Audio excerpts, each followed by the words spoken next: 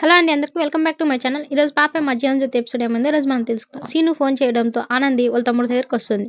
వాళ్ళ అక్కని చూసిన శ్రీతన్, అక్క నువ్వు వచ్చావా అని అడగడంతో, ఏందిరా ఇది, నువ్వు అసలు శ్రీతన్వేనా, చీకటి గదిలో కూర్చొని ఇద్దరు ఫోటో చూస్తూ ఉంటే సరిపోతుందా అని అడగడంతో, సారీ అక్క అని చెప్తాడు.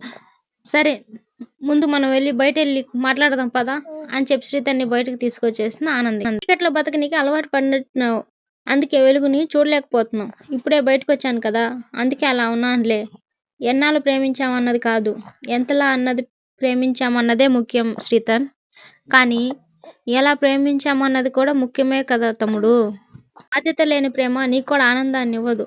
చైత్రని నీకేమన్నా దూరం చేశానా నేను? వాళ్ళ అమ్మగారి హెల్త్ కండిషన్, ఆవిడ భయపడుతున్న బాధను చూసి, ఇవన్నీ చూసే కదా ఆ ప్రాబ్లమ్స్ క్లియర్ అయ్యేదాకే కదా మిమ్మల్ని దూరంగా ఉండమని చెప్పాను. అది కూడా నీకు చేతనైతే లేదా? నువ్వు ఇక్కడ ఇట్లా ఉన్నావంటే అక్కడ చైత్ర ఎట్లా ఉందో ఏంటో అంటూ ఆనంది అంటుంది.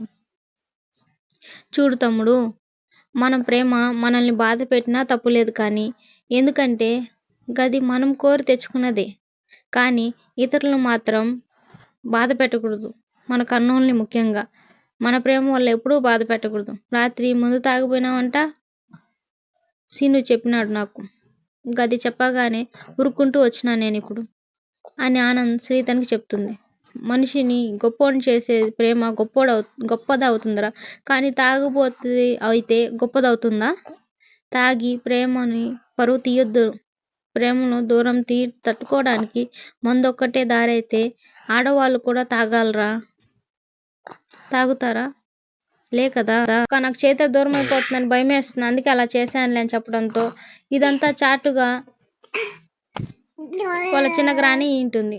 ఏం మాట్లాడుతుంది, వాళ్ళ సొంత అక్క అని చెప్పేస్తున్నా ఏంటి అని చెప్పడంతో, అక్క నేను ఒకసారి చైత్రను చూడాలక్క, వాళ్ళు ఆడినారు ఎవరికి చెప్పకూడదు కదరా అని చెప్పడం. నాతో కూడా చెప్పకూడదా నువ్వు? కానీ వాళ్ళ అమ్మగారు బాధపడితే నువ్వు ఎదురుపడకుండా ఉండడమే మంచిది అనుకున్నానురా.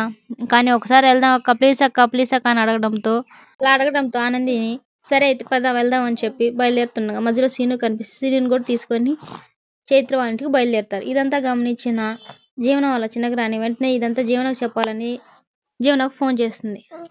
ఆనంది ఎక్కడ ఉందంటే, అదేందో పూజ గదిలో ఉంటారులే అని చెప్పడంతో, అదెందుకే పూజ గదిలో ఉంటుంది, అది మన ఇంటికి వచ్చిందే తింగర్ బుచ్చి అనడంతో, అది మన ఇంటికి వస్తే నాకేం సంబంధం, నేనేమన్నా దానికి కాపలాదారునా, దానికి నేనెందుకు తింగర్ బుచ్చిని అవుతాను అని అనడంతో, నీ మొగుడు నీతో ఎలా ఎగుతున్నాడో తెలియట్లేదు, కానీ నేనైతే ఏగలేకపోతున్నానని చెప్పడంతో, నా మొగుడే నాతో ఏగట్లేదు, నేనే ఎగుతున్నాను అని జీవన చెప్తుంది. ఆనంది ఇంట్లో ఎందుకు ఉందని అడిగావా నువ్వు అసలు? అందుకే కదా నేను తింగర్ బుచ్చి అన్నది. గత 2 రోజుల నుంచి మీ తమ్ముడు సరిగ్గా లేడంటే ఇంట్లో ఎవరితోనూ మాట్లాడకుండా డల్గా ఉంటున్నాడు. ఆనంది వచ్చింది, మీ తమ్ముడితో మాట్లాడింది, నేను విందాం అనుకునే లోపల వెంటనే తీసుకెళ్ళిపోయింది. అసలు వాళ్ళు ఎక్కడికి వెళ్ళారో కనుక్కో. సీను ఆనంది కలిసి వెళ్ళారు. కారు దాటంగానే నీకు ఫోన్ చేశాను, వెళ్ళి కనుక్కో అసలు వాళ్ళు ఎక్కడున్నారు అని చెప్పి జీవనకి చెప్పేస్తుంది. అది నీ కారు లాగా ఉందని కూడా చెప్తుంది. అలాగే సక్రంగా గొడ్లు మడవకపోతే దీనికి ఏం తెలుసు, ఇంకా బట్టలు మడిచి దాని బ్యాగ్లో పెడుతుంటే దాంట్లో వాళ్ళ అల్లుడు గారి ఫోటో ఉంటుంది. పద్మమ్మకి అది కనిపిస్తుంది. వెళ్ళి వాళ్ళ మొగుడు చూపించి దీన్ని చూడు అని చెప్పడంతో, ఏముంది అల్లుడు గారే కదా మంచిగా ఉంది, కానీ అల్లుడు గారు మంచిగా ఉన్నాడు, కానీ ఆ ఫోటో పెట్టుకున్న వాళ్ళ బుద్ధి మాత్రం బాగాలేదు అని చెప్పడంతో, ఎవరి గురించే నువ్వు మాట్లాడుతున్నావు అని అడగడంతో, ఇంకెవరి గురించి, సీనుగాడి పెళ్ళం గురించే కదా, అల్లుడు ఫోటో దాని బ్యాగ్లో దొరికిందయ్యా, అదే గా పిల్ల బ్యాగ్ నువ్వెందుకే ముట్టుకున్నావు, బ్యాగ్లో ఫోటో దొరికినదంటే గా బ్యాగ్ నువ్వెందుకు ముట్టుకున్నావు అంటావేంటి, ఆ ఫోటో ఎందుకుందని అని అడగాల్సింది కదా అని చెప్పడంతో, చాలా పెద్ద తప్పు అని చెప్పడంతో, ఇంటికి వస్తుంది కదా నేను దాని పని చెప్తాను ఉండు అని చెప్పడంతో, లొల్లి పెట్టుకుంటే ఏమొస్తుంది, జుట్టు పెట్టుకొని 4 దెబ్బలు కొడితే బుద్ధి చక్కగా అవుతుంది, అప్పుడు దాకా దాని బుద్ధి ఇంతే. సరే అయ్యర్ దగ్గరికి పోదాం బా మనం, అయ్యర్ దగ్గరికి ఎందుకే ఇప్పుడు అనడంతో, సీనుకు దానికి శోభనం చేస్తే అప్పుడైనా దాని బుద్ధి కుదురుద్ది, అప్పుడు దాకా దాని బుద్ధి ఇలాగే ఉంటుంది అని పద్మమ్మ చెప్తూ ఉంటుంది.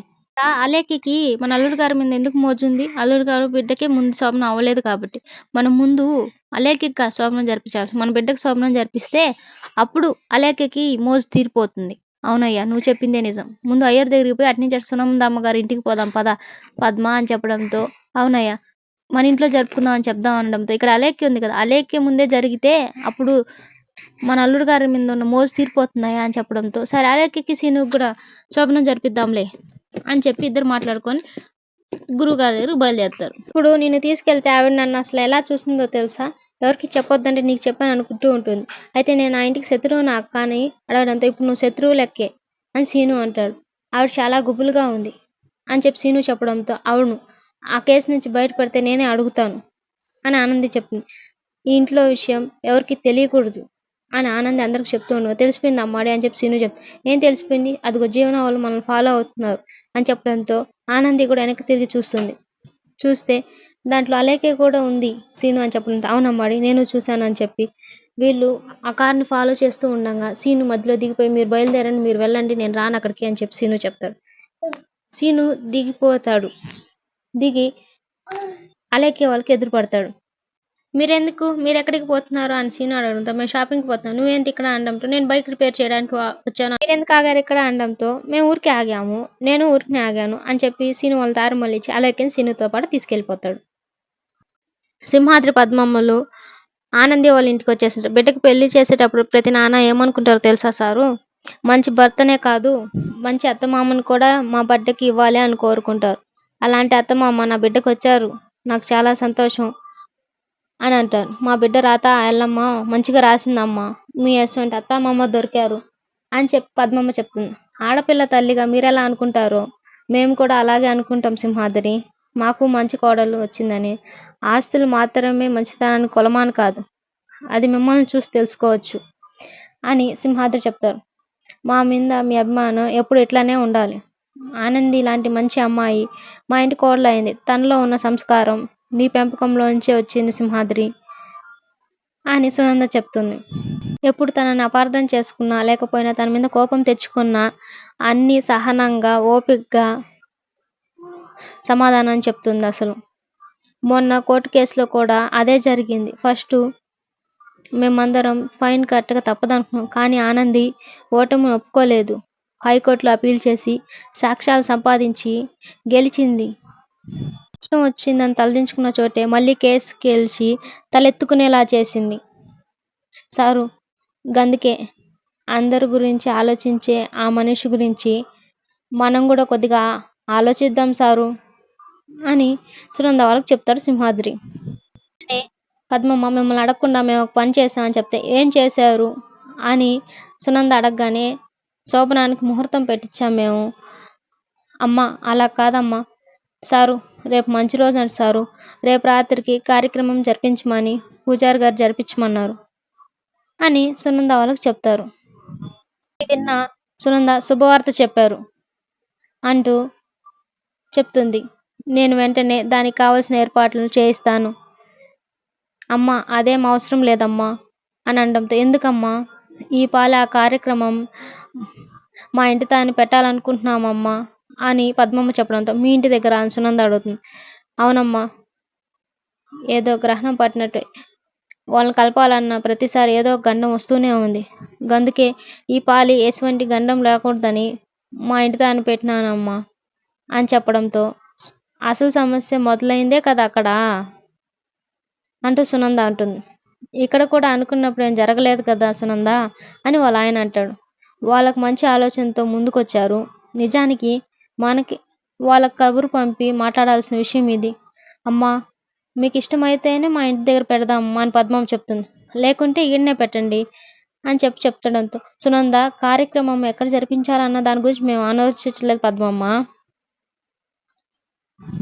ఆ పిల్లలు బాగుంటే చాలు, మీ ఇంటి దగ్గరే జరిపించండి మీరు కోరుకున్నట్టే అని సునంద పద్మమ్మ వాళ్ళకి చెప్పేస్తుంది. సంతోషం అమ్మ అని చెప్పి సింహాద్రి చెప్పడంతో అమ్మాయిని అబ్బాయిని ఎప్పుడు తీసుకెళ్తారు అని సునంద అడుగుతుంది. రేపు పొద్దున్నే తీసుకెళ్తామమ్మా అని సింహాద్రి చెప్తాడు. మీరు కూడా మాతో పాటు రావాలమ్మా మా ఇంటికి పిల్లలతో పాటు. మేమంతా వద్దులేండి, పిల్లలు ఇన్నాళ్ళైనా కూడా వాళ్ళిద్దరి మధ్య పెద్దవాళ్ళుగా మనం జరిపించాల్సిన ముచ్చట ఇప్పటి వరకు జరగలేదు కదా, నాకు కూడా బాధగానే ఉంది. కారణం లేక కాదు కదమ్మా మీరు రావాలని చెప్పడంతో సరేనని చెప్పి సునంద చెప్తుంది.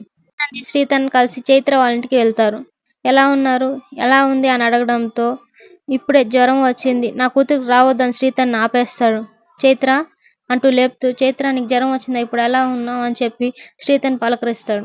Please subscribe my channel.